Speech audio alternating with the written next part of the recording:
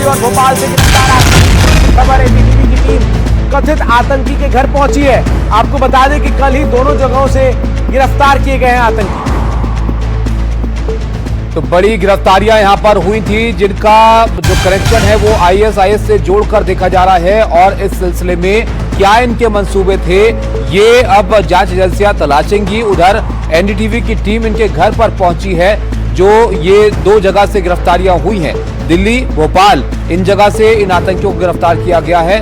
और कल ही इन दोनों जगहों पर ये दबिश जो है वो दी गई थी और इन लोगों को गिरफ्तार किया गया।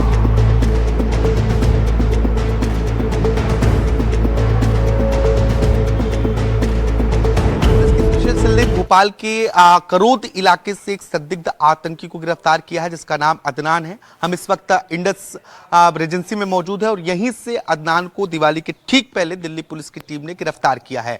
एक गिरफ्तारी भोपाल से हुई है, जबकि दूसरे आरोपी को दिल्ली से गिरफ्तार किया गया है। आरोप यह है कि ये आईएसआईएस मॉड्यूल पर काम कर रहे थे और दिवाली से पहले दिल्ली के, खासतौर पर साउथ दिल्ली के भीड़ भाड़ वाले इलाकों में एक बड़ी साजिश को प्लान कर रहे थे। बड़े ब्लास्ट की तैयारी थी और इसी आधार पर जो पुलिस को सूचना मिली उसके बाद इनकी गिरफ्तारी की गई। ये पूरा घर देखेंगे तो आप, इंडस रेजेंसी का ये घर है और सैयद गुलफाम और शायना इनके माता पिता का नाम है, क्योंकि अदनान के पिता पहले से ही चार्टर्ड अकाउंटेंट हैं और अदनान भी सीए की तैयारी कर रहा था और 20 साल की उम्र में आईएसआईएस की विचारधारा से प्रभावित होकर एक बड़ी आतंकी घटना को अंजाम देने की तैयारी में थे। दोनों आरोपियों का नाम अदनान ही है और एक बड़ी बात यह है कि अदनान को इससे पहले साल 2024 में ज्ञानव्यापी मामले में जज को धमकाने के आरोप में भी उत्तर प्रदेश की एटीएस उठा चुकी है, जिसके बाद कोर्ट से जमानत हुई थी। दरअसल इंस्टाग्राम पर एक खिलजी नामक आईडी से अदनान ने जज को धमकी दी थी, काफिर बताया था। इसके बाद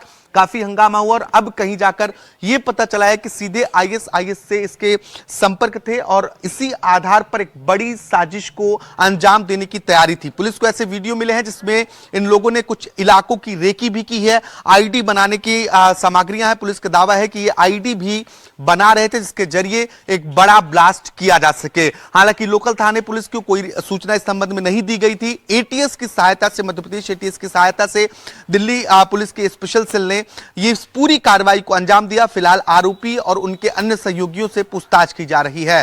भोपाल से कैमरा पर्सन अभिषेक सिंह के साथ आकाश द्विवेदी, एनडीटीवी। वहीं एनडीटीवी की टीम ने आपको बता दें कि अदनान के पड़ोसी से बात की है, क्या कुछ उसका कहना है, ये भी जरा अब आपको सुनवाते हैं।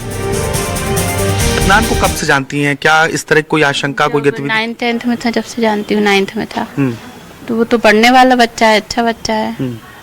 अब ये तो मैं आप लोग इससे सुन रही हूँ कि ऐसा। इसके पहले कभी कुछ ऐसा नहीं रहा कि कुछ लगा हो संदिग्ध? कॉलेज आना जाना बस उसी टाइम दिखता था, बाकी तो ऐसे ही ना बात तो ऐसे नहीं होती थी। बड़े बच्चे हो जाते तो कहाँ कोई बात करता है। परिजनों से, इनके परिवार वालों से या जब? उनसे तो अच्छा रिलेशन है।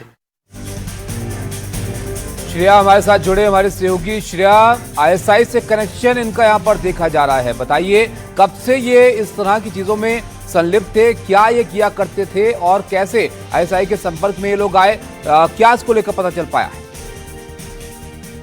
ये कहानी दो अदनान की है, जो 20 साल, एक 20 साल का है, दूसरा 21 साल का है। दोनों पढ़ाई कर रहे थे, एक कंप्यूटर साइंस पढ़ रहे थे, एक चार्टर्ड अकाउंटेंसी का पढ़ाई कर रहे थे और सोशल मीडिया के द्वारा थ्रू लखनऊ के व्हाट्सएप चैनल्स एंड इंस्टाग्राम के जरिए सीरिया में बैठे एक आईसिस हैंडलर के सीधे संपर्क में ये लोग आए और इनके पास से आईडी, जो एक्सप्लोसिव डिवाइस है और बॉम्ब बनाने की सामान बरामद किया है दिल्ली पुलिस स्पेशल सेल ने। इसके अलावा एक आईसिस का झंडा और उनका प्लेज वीडियो भी मिला है उनके फोन से।